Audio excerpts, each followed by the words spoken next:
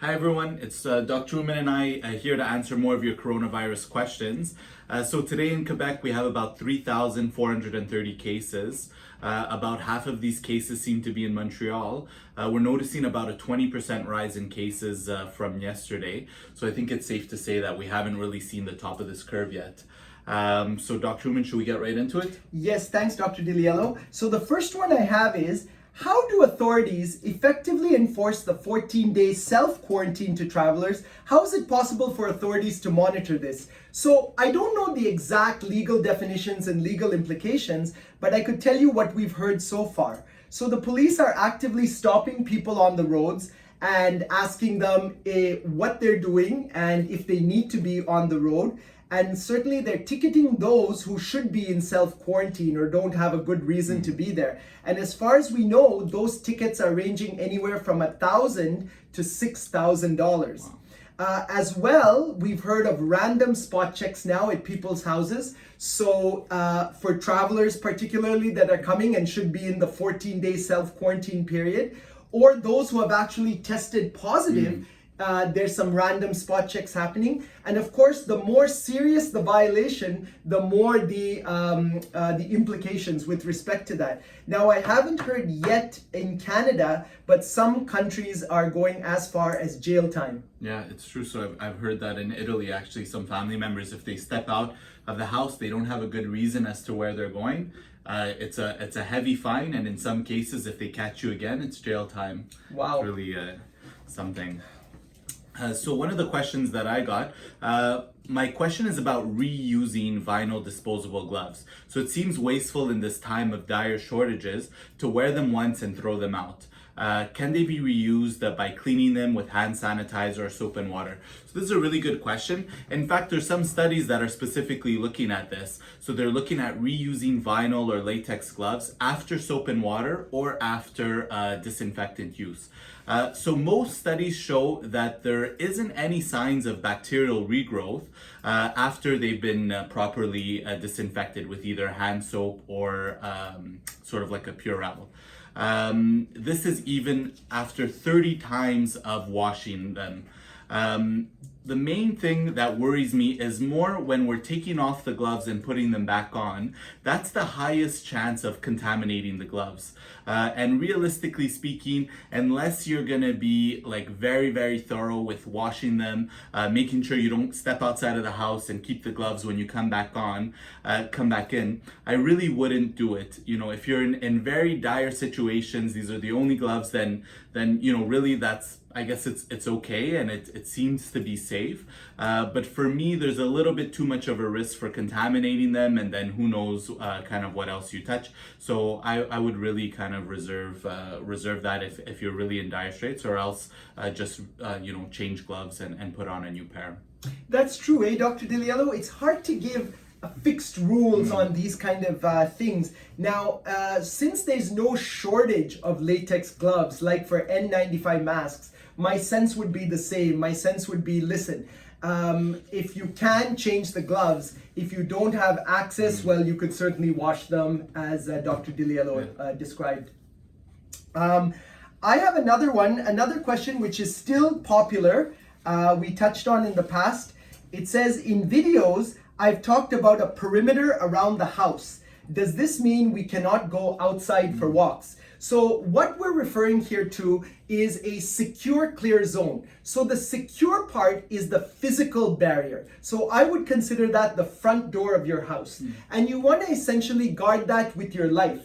You want to know if somebody is breaching that barrier, where they're going, how exactly who they're going to be with, and if they're coming back through that barrier, where they were, how long they were there, what exactly they did. That's your physical barrier. Then we have the clear zone, which is a virus-free zone, and this invisible barrier that will follow you, a virtual 6-foot parameter around yourself that is going to be clear of viruses. So secure, clear. Now, can we go outside for walks? At this point, we would say yes, definitely yes. But I think we've come to the point where we want to say you want to go for that walk alone, and you want to keep a 6-foot parameter around you, even if you're walking with your family member 6 foot in front or behind or to the side. Now, of course, the younger you are, the less medical underlying issues you have, the more freely we can apply that going out rule. The older you are, the more underlying medical conditions, sure, you could still go out, but you want to be absolutely strict about that secure, clear zone again, and you want to take extra precautions. Now, the new development that we've heard is the government has imposed a 1 kilometer radius or perimeter from your house that you should not leave. So 1 kilometer is just over half a mile. So now there's a perimeter violation rule that they don't want to find you walking more than 1 kilometer away from your home. I think in theory it makes sense. You know, you want to go out together with the family, everyone stands 6 feet away, but realistically, you know, you drive down the streets, you see, you know, whether it's at a crosswalk or a light or to talk to a neighbor, everyone kind of gets closer and closer, and that's when you start increasing your risk again of transmitting the virus. So theoretically it sounds nice, but realistically if you could go for that walk on your own, it's the safest thing. Another question that I got, so as you know, hand sanitizers and wipes are sold out everywhere. I've been looking for homemade recipes using alcohol or hydrogen peroxide. The recommendations I find I don't quite trust, lots of misinformation. Are there a few recommendations of homemade products that we could concoct as supplies start to run low? So plain and simple, there's no safe way to be making hand sanitizer at home. So I wouldn't really go that route, because incorrect concentrations could really mean havoc and bad news for your skin. In terms of general disinfectants for the house, a well-accepted formulation is about 1 part bleach to 9 parts water.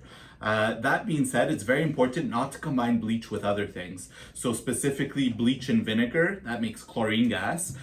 Bleach and ammonia, that makes another kind of toxic gas. And same thing, bleach and rubbing alcohol makes chloroform. So safe that you're only gonna combine bleach with water. Yeah, we would say that generally it's not a good idea to mix any of those two chemicals together. Yeah.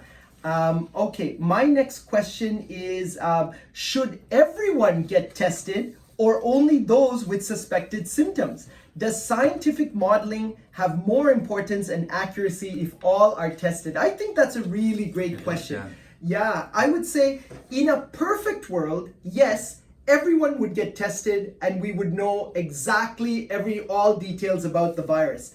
But as we've said many times before, we have practical limitations. We don't have those many tests available. There are costs involved. So right now we're testing symptomatic patients, and that's the best we can do. Now, as time evolves and tests become more available, and as we learn more and more about the virus, yes, maybe we're going to start testing asymptomatic or patients without symptoms, and then we're truly going to learn who's positive, who's negative, what's the mortality rate, where is the virus, where is it hiding, and that'll really allow us to keep our finger on the pulse of how this pandemic is going to evolve.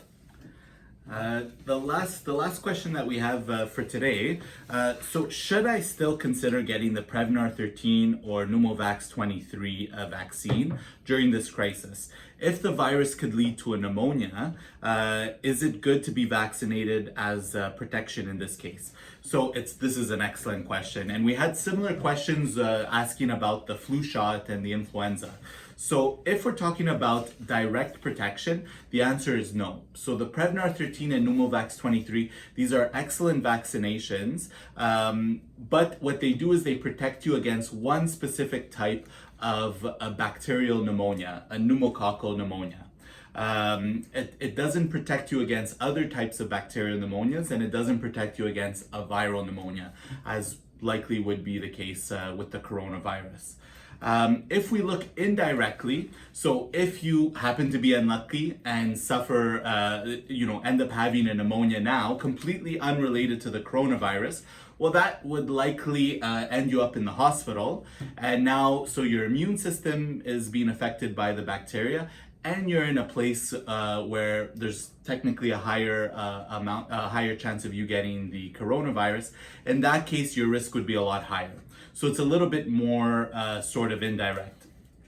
right now, I wouldn't suggest getting the vaccine. The reason being, you're safe at home. So you would have to step outside of your kind of protected zone at home to come to a clinic to get the vaccine done. And at the same time, one of the side effects that most vaccines could give you is sort of a low-grade fever. So it may complicate things in the days after, you've stepped outside of the home, now you have a low-grade fever. Is this the coronavirus? Is this related to the side effects of the vaccine? So in the moment, it's not the best thing, but it just does highlight the importance of being up to date with your vaccines, on a regular basis. Those are some great points, Dr. DiLiello, and I think just to carry on your last point, it's really important to stay up to date on your vaccines, which is why we do the annual checkup. And during the annual checkup, there is a segment where we go through one by one. And staying up to date is important. And this also highlights the critical importance of annual checkups. We know that sometimes in the outside world, they're downplaying the value, but we really think that's a very, very important part.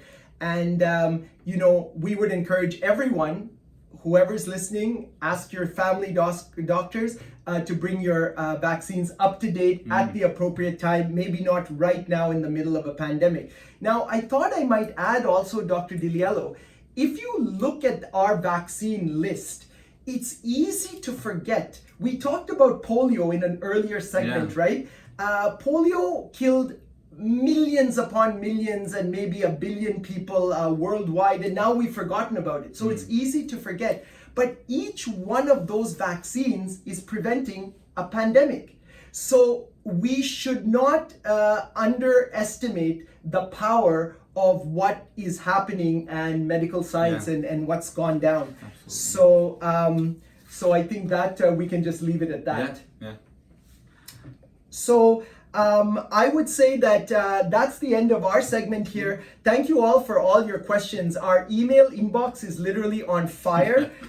We just wanted to tell you that we're going to get to your questions. We'll tell you a little bit about what's coming up tomorrow. We got some questions on the COVID, coronavirus, and frozen foods. How long do they last on frozen foods? Do they last or not? We got some questions on Mrs. Trudeau. Once she's recovered, is she totally safe to do whatever she wants? We're going to tackle those and many more tomorrow.